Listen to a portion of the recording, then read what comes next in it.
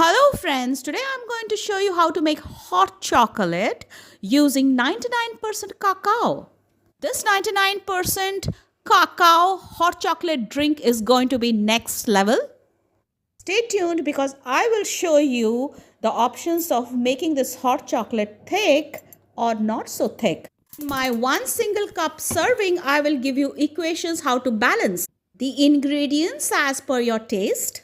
99% cacao is packed with flavonoids, powerful antioxidants that help reduces inflammation, protects cells from oxidative stress, supports overall long-term health, may improve blood circulation and lowers bad cholesterol, and supports healthy blood pressure when consumed in moderation. Enhances mood and feelings of well-being without giving the jitteriness of coffee consumption. Improves alertness, provides essential minerals like magnesium, iron, zinc, and potassium. These minerals aid in muscle relaxation and stress reduction, supports oxygen transport, supports immune and nerve functions. Milk adds calcium and protein, supporting your bone and muscle health.